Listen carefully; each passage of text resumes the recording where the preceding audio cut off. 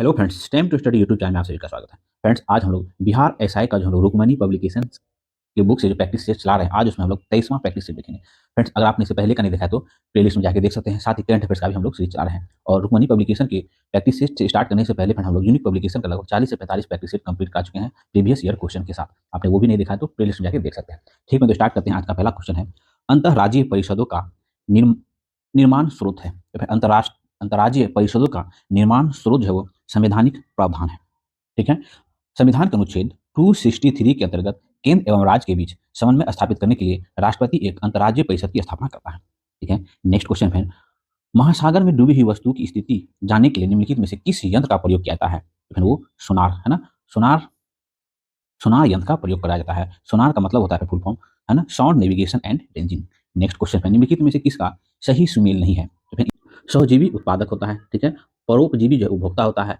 मृतोपजीवी जो वो विबंधक होता है। वही तुष्ण भक्षी है ना, तुष्ण भक्षी जो वो गौण उत्पादकता, यही फ्रेंड्स सुमेलित नहीं है, बाकी सभी जो है वो सुमेलित है। तुष्ण भक्ष सहजीवी के दो जीवों का परस्पर लाभकारी संबंध होता है जिसे तुष्ण भक्षी कहते हैं, जैसे लाइकेन। ठीक है, तो ऑप्शन डी सुमेलित नहीं है। नेक्स्ट क्वेश्चन है, सौर ऊर्जा की सबसे महत्वपूर्ण भूमिका होती है। तो फिर सौर ऊर्जा की सबसे महत्वपूर्ण भूमिका जो वो कार्बन चक्र में होती है। सौर ऊर्जा की सबसे महत्वपूर्ण भूमिका। नेक्स्ट क्वेश्चन है, तुलबुल परियोजना का संबंध है। तो फिर तुलबुल परियोजना जो है झेलम नदी से है। तुलबुल परियोजना का संबंध है ना, यह जो है भारत पाकिस्तान से संबंधित है।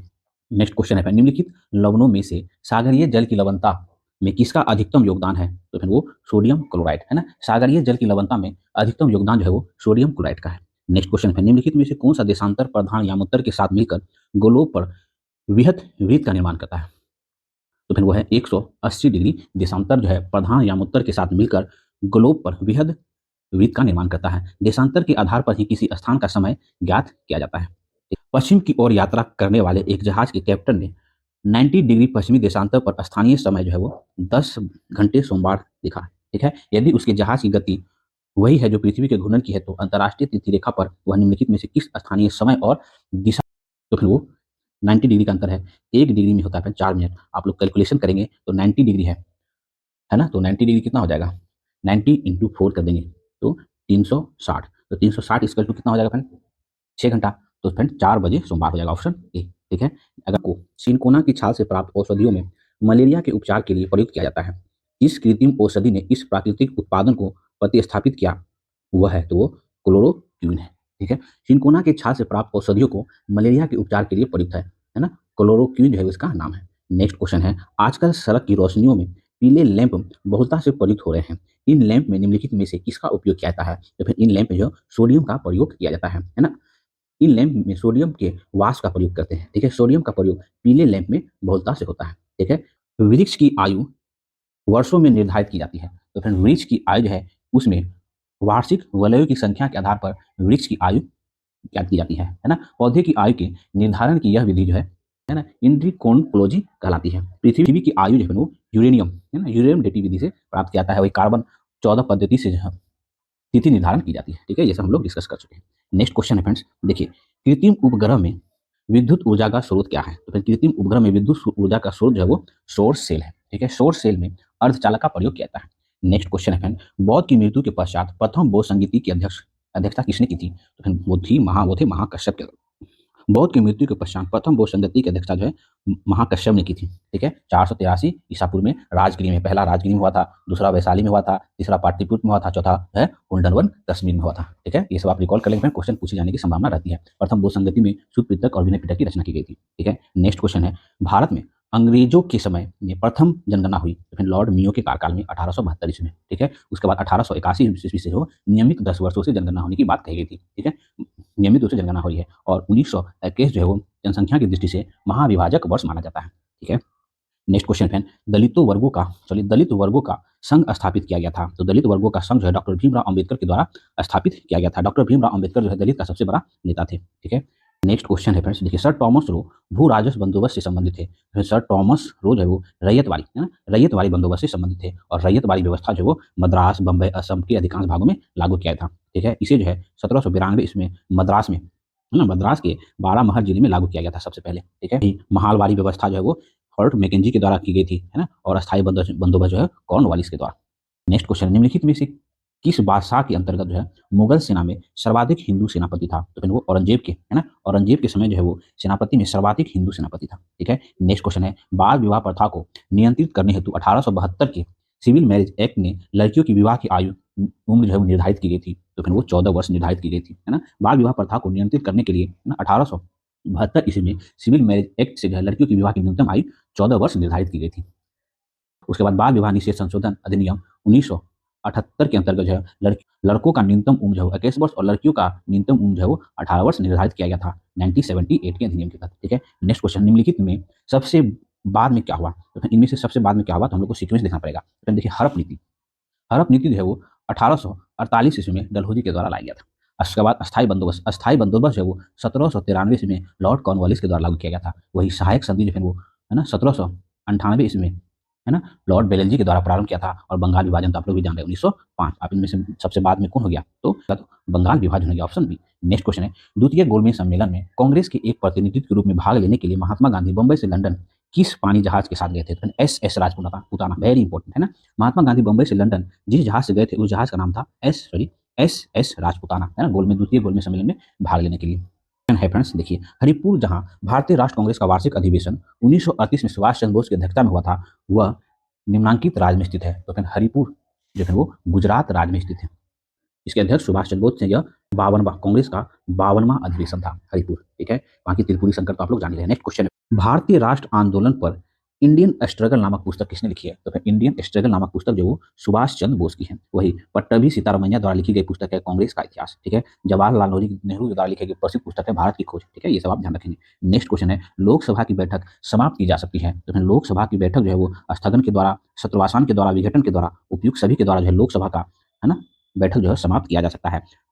ठीक है, भारतीय संविधान के अनुच्छेद 85 के अंतर्गत राष्ट्रपति जो है प्रधानमंत्री के परामर्श पर लोकसभा को भंग करते हैं। ठीक है, नेक्स्ट क्वेश्चन है, भारत की संचित निधि से धन निर्गत पर किसका नियंत्रण है? तो फिर भारत की संचित निधि पे धन निर्गत का जो है वो, है ना, उपयुक्त में से किसी का नियंत्रण नहीं है ना। भारतीय संविधान के अनुच्छेद 266 से जो है संचित निधि का उल्लेख किया गया है। संचित निधि के अंतर्गत सरकार की सभी प्राप्तियां, उधार, भुगतान, जमा आदि आते हैं। ठीक है, संचित निधि से धन संसदीय विधि की, है ना, सिवाय किसी अन्य विधि के द्वारा नहीं निकाला जा सकता है। ठीक है फ्रेंड्स, संविधान के किस अनुच्छेद के अंतर्गत धन विधेयक की परिभाषा की गई है? तो धन विधेयक जो है भारतीय संविधान के अनुच्छेद 110 के अंतर्गत है। ठीक है, ठीक है, धन विधेयक पर जो है संयुक्त बैठक का प्रभाव नहीं है। धन विधेयक केवल लोकसभा में लाया जा सकता है। ठीक है, महरौली लोह स्तंभ में चंद्र का तात्पर्य समानतः किस शासक से है? तो फिर वो है चंद्रगुप्त द्वितीय से। महरौली लोह स्तंभ में चंद्र का तात्पर्य जो है समानतः चंद्रगुप्त द्वितीय शासक से है। यह लोह स्तंभ की सबसे बड़ी विशेषता है कि यह इसमें जो है जंग नहीं लगता है। यह चंद्रगुप्त द्वितीय द्वारा निर्मित इस स्तंभ में जो है इसके विजय अभियानों का उल्लेख है। ठीक है, नेक्स्ट क्वेश्चन है, भारत में संविधान सभा का गठन किसकी अनुशंसा पर किया गया था? तो भारत में संविधान सभा का गठन जो है वो कैबिनेट मिशन योजना की अनुशंसा पर किया गया था। ठीक है, ब्रिटेन के प्रधानमंत्री क्लीमेंट एटली ने कैबिनेट मिशन भारत भेजा। ठीक है, कैबिनेट मिशन जो है भारत 1946 ईस्वी में भारत आया था। कैबिनेट मिशन के अध्यक्ष जो है पैंथिक लॉरेंस अलेक्जेंडर और क्रिक था। ठीक है, कैबिनेट मिशन के अध्यक्ष जो है सर पैंथिक लॉरेंस थे। ठीक है, इतना आप ध्यान रखेंगे। नेक्स्ट क्वेश्चन है, संविधान सभा के सदस्यों का निर्वाचन किस आधार पर किया गया था? तो संविधान सभा के सदस्यों का निर्वाचन जो है जनता द्वारा अप्रत्यक्ष निर्वाचन के आधार पर किया गया था। लगभग 10 लाख आबादी पर एक प्रतिनिधि राज्य के विधानसभाओं के सदस्य द्वारा चुना गया था। ठीक है, अंबेडकर जी के जो वो पश्चिम बंगाल से चुन के आए थे और विभाजन के बाद पुनः जो है वो बंबई से उन्हें निर्वाचित किया गया था।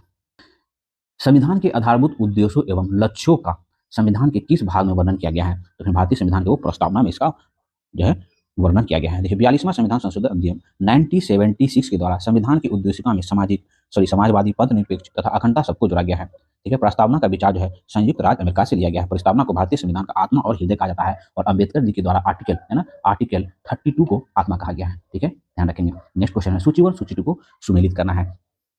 देखिए, जिम कॉर्बेट राष्ट्र उद्यान जो है उत्तराखंड में स्थित है। ठीक है, सरिस्का वन्यजीव अभ्यारण्य जो है वो राजस्थान में स्थित है ना। बांधवगढ़ राष्ट्र उद्यान जो है वो मध्य प्रदेश में स्थित है और बांदीपुर राष्ट्र उद्यान जो कर्नाटक में स्थित है। फ्रेंड्स, आप लोग इसे एक से दो बार इसे जरूर मिला लेंगे क्योंकि बहुत इंपॉर्टेंट यहाँ से क्वेश्चन पूछे जाने की संभावना ज्यादा रहती है। नेक्स्ट क्वेश्चन, निम्नलिखित में से कौन सुमेलित है?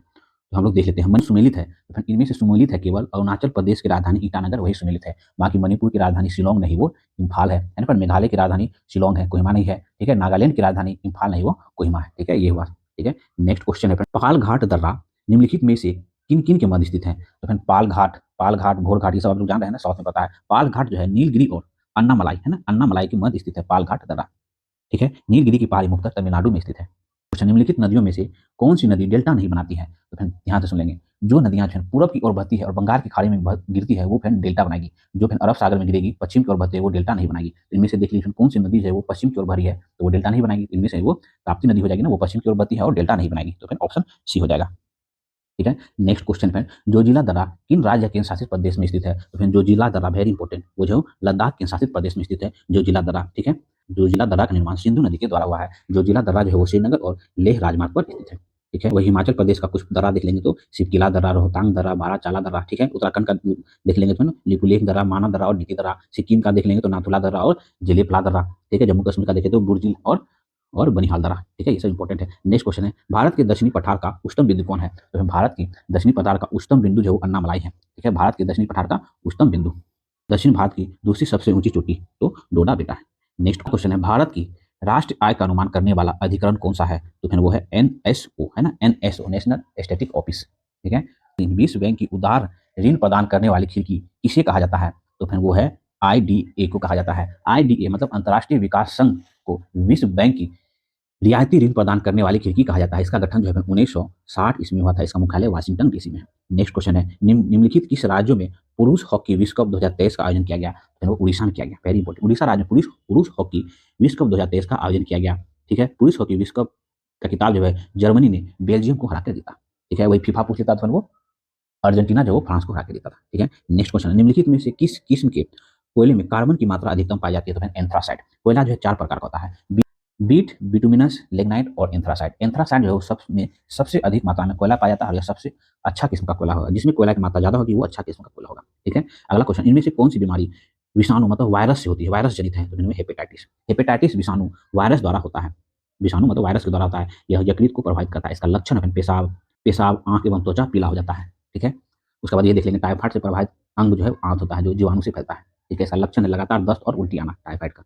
नेक्स्ट क्वेश्चन है, नागासाकी पर गिराए गए बम जिसका प्रयोग किया गया था। तो नागासाकी पे जो 9 अगस्त को नागासाकी ना, हिरोशिमा पे 6 अगस्त को, तो उसमें प्लूटोनियम का प्रयोग किया गया था। वही 6 अगस्त को जो हिरोशिमा पे गिराया गया था उसमें यूरेनियम का प्रयोग किया गया था, है ना। नेक्स्ट क्वेश्चन है, निम्नलिखित में से कौन सा भौतिक परिवर्तन है? Very important. तो इनमें पानी का जमना जो है भौतिक परिवर्तन है। देखिए, अब भौतिक परिवर्तन का उदाहरण आप लोग खुद देख लेंगे। जो पदार्थ में परिवर्तन आया, फिर जैसे पानी जम के बर्फ बना, फिर पुनः पानी बन सकता है तो वो भौतिक हो गया, और जो फिर चेंज होगा फिर पुनः उसी में नहीं आएगा, उसे रासायनिक परिवर्तन करते हैं। ठीक है, इतना ध्यान रखेंगे। नेक्स्ट क्वेश्चन, इनमें से सबसे अच्छा उष्मा चालक कौन सा है? तो इसमें से सबसे अच्छा उष्मा का चालक जो है वो चांदी है। चांदी उष्मा का सबसे अच्छा चालक है। ठीक है। उष्मा एक आंतरिक ऊर्जा है जो दो वस्तुओं के बीच के पर केवल तापांतर के कारण स्थानांतरित होता है। नेक्स्ट क्वेश्चन है, विश्व रेडियो दिवस कब मनाया जाता है? विश्व रेडियो दिवस जो 13 फरवरी को मनाया जाता है, विश्व रेडियो दिवस। नेक्स्ट क्वेश्चन है, दूध से दही बनाने वाले जीवाणु का क्या नाम है? दूध से दही बनाने वाले जीवाणु का नाम है बैक्टीरियल लैक्टेसी, है ना, लैक्टेसी एसिडाई। ठीक है। जीवाणु जो है दूध से दही बनाने में मदद करता है। ठीक है।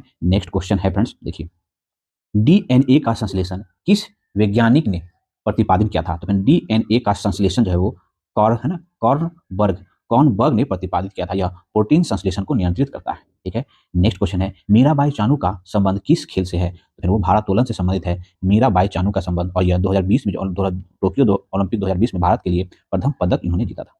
नेक्स्ट क्वेश्चन है, विटामिन सी का रासायनिक नाम है? विटामिन सी का एस्कॉर्बिक एसिड जो है विटामिन सी का रासायनिक नाम है। विटामिन सी नींबू आंवला में प्रचुर मात्रा में पाया जाता है। इसकी कमी से स्क्रीवी, मसूरों का फूलना आदि बीमारी होती है। ठीक है। नेक्स्ट क्वेश्चन है, दूध उदाहरण है? तो फिर दूध जो है वो इमल्सन, वेरी इंपॉर्टेंट, दूध जो है वो इमल्सन का उदाहरण होता है दूध। ठीक है। दूध को जो है पौष्टिक आहार भी कहा गया है। दूध पायस कोलाइड तथा रक्त सेल कोलाइड है। ठीक है। नेक्स्ट क्वेश्चन है फ्रेंड्स, ये 50 का आंसर हो जाएगा फ्रेंड, ऑप्शन बी, है ना। आप लोग सॉल्व जरूर करेंगे, वेरी इजी क्वेश्चन है। नेक्स्ट क्वेश्चन है फ्रेंड, भारत के संदर्भ में मिश्रित कृषि का अर्थ है? तो भारत के संदर्भ में मिश्रित कृषि का अर्थ होता है कृषि के साथ साथ पशुपालन भी करना, जो है मिश्रित कृषि का अर्थ है भारत में। ठीक है। नेक्स्ट क्वेश्चन है, एनकेपी साल्वे ट्रॉफी किस खेल से संबंधित है? तो एनकेपी साल्वे ये जो है वो क्रिकेट खेल से संबंधित है। ठीक है। एनकेपी साल्वे, ठीक है, रणजी ट्रॉफी, ईरानी ट्रॉफी, देवधर ट्रॉफी आदि ये सभी का संबंध जो है वो क्रिकेट से है। ठीक है। नेक्स्ट क्वेश्चन है फ्रेंड्स 53 का आंसर हो जाएगा ऑप्शन बी, आप लोग सॉल्व जरूर करेंगे। नेक्स्ट क्वेश्चन है 54 का आंसर हो जाएगा ऑप्शन बी। ठीक है। ये मैथ का क्वेश्चन है, 5 मैथ का क्वेश्चन तो रहता ही है। निकट दृष्टि दोष के संबंध में कौन सा कथन गलत है? तो देखिए, हम लोग एक एक करके पढ़ते हैं। इसमें नेत्र गोलक कुछ बड़ा हो जाता है जिससे वस्तु का प्रतिबिंब रेटिना पर न बनकर पहले ही बन जाता है। तो फिर निकट दृष्टि दोष के संबंध में ये सही है। निकट दृष्टि दोष में दूर की वस्तु जो है स्पष्ट दिखाई नहीं देती है। ठीक है। और नजदीक की वस्तु स्पष्ट दिखाई देती है, तो ये बी भी सही है। इस दोष को उचित पावर के अवतर लेंस का चश्मा देकर दूर किया जा सकता है। तो ये भी सही है, निकट दृष्टि दोष को दूर करने के लिए अवतर लेंस के चश्मा का प्रयोग किया जाता है। तो गलत है, तो उपयुक्त में से कोई गलत नहीं है फ्रेंड्स, सभी सही है, तो ऑप्शन डी हो जाएगा। नेक्स्ट क्वेश्चन है, किसी परिपथ में प्रेरित धारा की दिशा सदैव इस प्रकार की होती है कि वह उस कारण का विरोध करती है जिसके कारण वह उत्पन्न होती है। तो यह है, तो फिर यह क्या है, लेक्स का नियम है। ठीक है, किसी परिपथ में प्रेरित धारा की दिशा सदैव इस प्रकार की होती है कि वह उस कारक का विरोध करती है जिसके कारण वह उत्पन्न होती है, लेक्स का नियम है। वही फैराडे के विद्युत चुंबकीय प्रेरण संबंधित नियम दिए हैं। फैराडे जो है वो विद्युत चुंबकीय प्रेरण संबंधित नियम दिया है फैराडे ने। ठीक है, नेक्स्ट क्वेश्चन है फ्रेंड्स, यूरोपा और टाइटन क्रमशः किस ग्रह का उपग्रह है? तो शनि और बृहस्पति, सॉरी यूरोपा जो है वो बृहस्पति ग्रह हो जाएगा। ठीक है, और टाइटन जो है वो शनि ग्रह का उपग्रह है। फ्रेंड ये दोनों ऑप्शन बी। अगला क्वेश्चन है फ्रेंड्स, देखिए हीलियम की खोज किसने की थी? तो फ्रेंड हीलियम की खोज जो है वो लॉकेयर है ना, लॉकेयर जो है वो हीलियम की खोज की थी। ठीक है, नेक्स्ट क्वेश्चन है, निम्नलिखित में से रेड लेड है, तो रेड लेड इनमें से कौन सा है रेड लेड? तो फिर वो Pb3O4 जो है वो रेड लेड है। ठीक है, इसका प्रयोग जो है फिलिंट कांच बनाने में सीमेंट के रूप में ऑक्सीकारक के रूप में होता है। ठीक है, पिंच ब्लैक अयस्क है, तो पिंच ब्लैक जो है वो यूरेनियम का अयस्क होता है। यूरेनियम धातु का निष्कर्षण मुक्त इसके अयस्क पिंच ब्लैंक से किया जाता है। यूरेनियम को जो है आशा धातु कहा जाता है। नेक्स्ट क्वेश्चन है, एक प्रोटीन को दूसरे प्रोटीन के पास ले जाने में विद्युत स्थिरांक ऊर्जा जो वो बढ़ेगी। एक प्रोटीन को दूसरे प्रोटीन के पास ले जाने से विद्युत स्थिरांक ऊर्जा जो बढ़ती है। प्रोटीन एक जो है वो धनात्मक मूल का कण है। ठीक है, नेक्स्ट क्वेश्चन फ्रेंड, विटामिन के क्या कार्य करता है? तो फ्रेंड विटामिन के जो है वो रक्त का थक्का जमाता है, विटामिन के। ठीक है, इसमें मदद करता है। विटामिन के का रासायनिक नाम फिलोक्विनोक्विन है। यह प्रचुर मात्रा में टमाटर हरी सब्जी में मिलती है। ठीक है, वही विटामिन ई सुनेंगे, विटामिन ई की कमी से वो नपुंसकता रोग होता है। ठीक है, विटामिन ई का रासायनिक नाम है टोकोफेरोन। नेक्स्ट क्वेश्चन है, तिल्ली को कहते हैं, तो फिर तिल्ली को क्या कहा जाता है? फिर वो रक्त बैंक और आरबीसी का शमशान घाट कहते हैं। तो ऑप्शन डी हो जाएगा। ठीक है, फिर कवक और शैवाल के परस्पर संबंध से एक नया पदार्थ का वर्ग है लाइकिन। ठीक है, कवक और शैवाल के परस्पर संबंध से एक नया पादप वर्ग बनता है जिसे लाइकन कहते हैं, सॉरी पादप वर्ग। ठीक है, लाइकिन जो है प्रदूषण सूचक के रूप में प्रयोग किया जाता है। नेक्स्ट क्वेश्चन है, रग्बी फुटबॉल किस देश का राष्ट्रीय खेल है? तो रग्बी फुटबॉल जो है स्कॉटलैंड का राष्ट्रीय खेल है, रग्बी फुटबॉल। नेक्स्ट क्वेश्चन है, बम्बू नृत्य है ना, बम्बू नृत्य जो है वो कुकी एवं नागाओं का जो है वो आदिवासी नृत्य है। ठीक है, नेक्स्ट क्वेश्चन है, विश्व मानवाधिकार दिवस किस तिथि मनाया जाता है? तो 10 दिसंबर को विश्व मानवाधिकार दिवस मनाया जाता है। वही 24 अक्टूबर को संयुक्त राष्ट्र का दिवस मनाया जाता है ना, ये सब आप जान रहे होंगे। नेक्स्ट क्वेश्चन है फ्रेंड्स, वाटरलू के युद्ध जो कि 1815 ईस्वी में किस महान योद्धा का अंतिम रूप से पतन हो गया था? तो वाटरलू का युद्ध 1815 ईस्वी में नेपोलियन का पतन हो गया था, है ना, नेपोलियन बोनापार्ट का। ठीक है, वाटरलू का युद्ध जो नेपोलियन द्वारा लड़ा गया था वो अंतिम युद्ध था। ठीक है, नेपोलियन जो वो फ्रांस का सम्राट था। ठीक है, इतना आप ध्यान रख सकते हैं। नेक्स्ट क्वेश्चन है, कौन सा जोड़ा सुमेलित नहीं है? तो फिर वो तो गरीब नवाज जैन उल आब्दीन, तो यही फ्रेंड्स सुमेलित नहीं है। ठीक है, जैन उल आब्दीन को कश्मीर का अकबर कहा जाता है।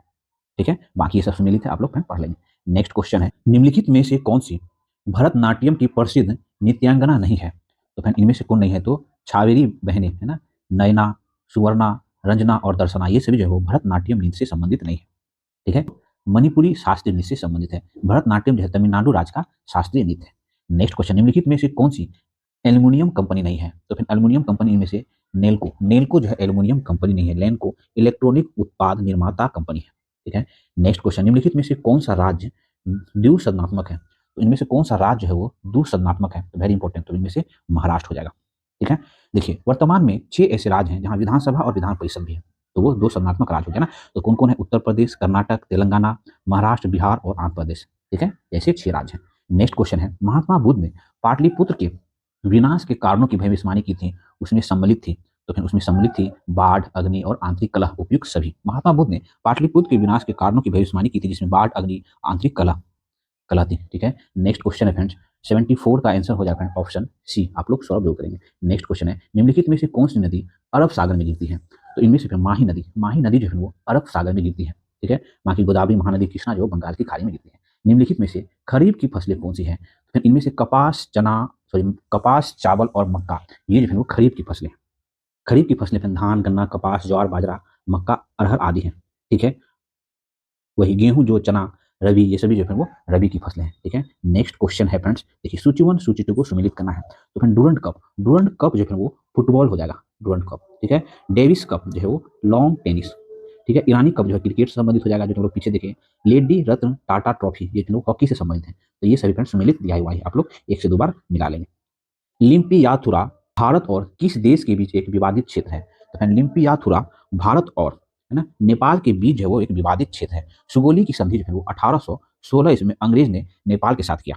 फिर हाल ही के वर्षों में नेपाल ने लिम्पियाथुरा, कालापानी और लिपुलेख सहित कई ऐसे क्षेत्र को अपने क्षेत्र बताकर विवाद का केंद्र बना दिया है। ठीक है। नेपाल से कोई भी भारत का विवादित क्षेत्र होने से भारत सरकार ने इनकार किया है। ठीक है, ये अपन ध्यान रखेंगे। 1946 में नौ सैनिक विद्रोह के बहादुरों की आत्मकथा के लिए, बहादुरों को आत्मसमर्पण करने के लिए किसने तैयार किया था? तो फिर वो जिन्ना और पटेल ने तैयार किया था। 1946 में फिर नौसेना विद्रोह हुआ था। ठीक है।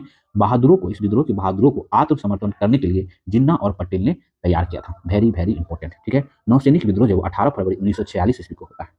नौसैनिक विद्रोह में हिंदू मुस्लिम एकता पर किसकी टिप्पणी थी कि हिंसात्मक कार्रवाई के लिए हिंदू और मुसलमानों का एक होना अपवित्र बात है? ये किसने कहा? तो गांधी जी ने कहा है। नौसैनिक विद्रोह में हिंदू मुस्लिम एकता पर गांधी जी ने टिप्पणी की, हिंसात्मक कार्रवाई के लिए हिंदू और मुसलमानों का एक होना अपवित्र बात है।